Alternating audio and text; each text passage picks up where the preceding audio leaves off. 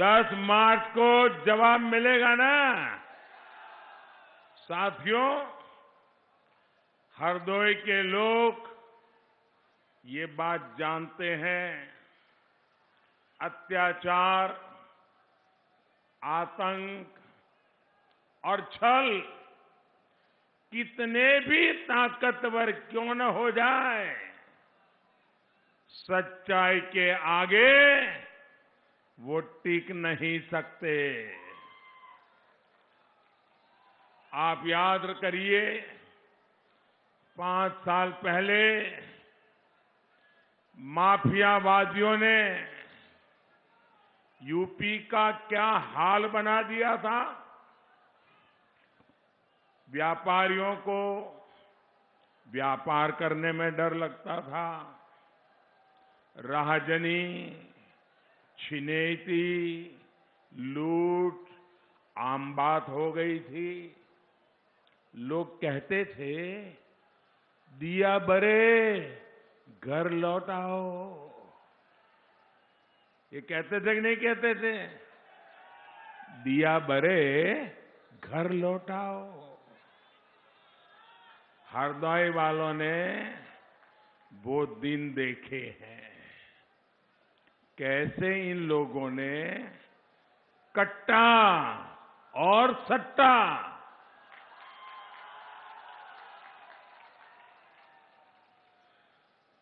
एक कट्टा और सट्टा वालों को खुली छूट दे रखी थी। हमारी माताएं परेशान रहती थी कि बेटे बेटी घर से निकले हैं तो रात शाम को सुरक्षित घर लौट आए, कोई दुर्घटना उनके साथ न हो जाए। अपराधियों को इन घोर परिवारवादियों की सरकार का पूरा संरक्षण होता था। लेकिन हरदोई की जनता देख रही है कि आज कैसे सबका हिसाब हो रहा है। हिसाब हो रहा है कि नहीं? बराबर ठीक हो रहा है ना? माफिया, अपराधी खुद जमानत रद्द करवाकर जेल के भीतर पहुंचे हुए हैं। भाइयों और बहनों, बुरी तरह चुनाव हार रहे इन घोर परिवारवादी अब जात पात के नाम पर जहर फैलाएंगे। लेकिन आपको केवल एक ही बात याद रखनी है, एक ही मंत्र, यूपी का विकास, विकास, विकास। देश का विकास, विकास, विकास। ये वो लोग हैं जो कुर्सी के लिए अपने परिवार से भी सबसे लड़ जाते हैं। इसलिए ये घोर परिवारवादी किसी जाति या समाज के लिए भी नहीं हो सकते।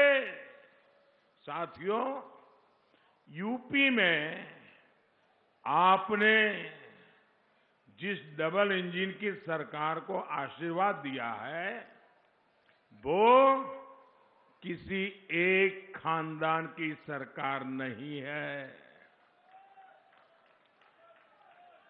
कोई कह सकता है क्या कि यूपी में खानदान की सरकार है? कोई कह सकता है दिल्ली में भारत की सरकार खानदान की सरकार है? कोई कह सकता है क्या? ये गरीब, किसान, नौजवानों की सरकार है। हमने 5 साल आपके लिए जी तोड़ मेहनत की है।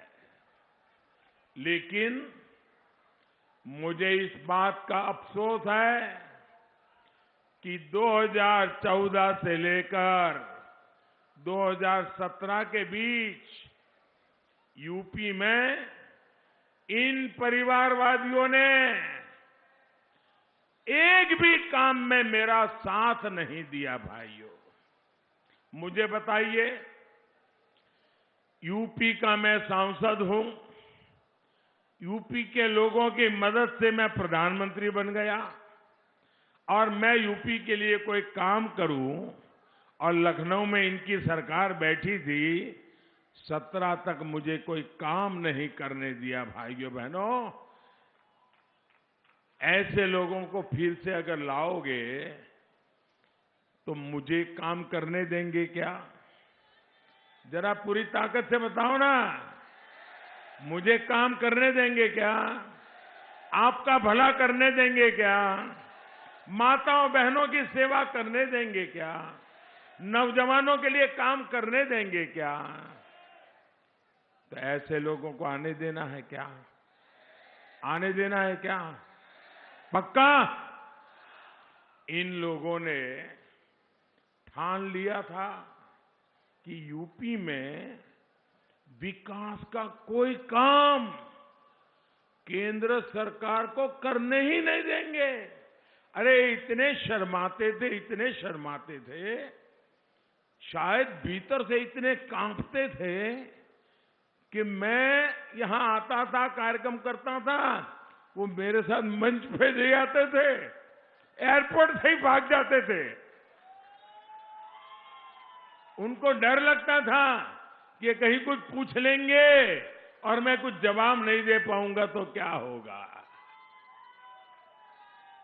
साथियों, यूपी में गरीब के लिए काम तब शुरू हुआ जब 2017 में आपने यहां डबल इंजन की सरकार बनाई। इन 5 सालों में हमने हरदोई के करीब 70,000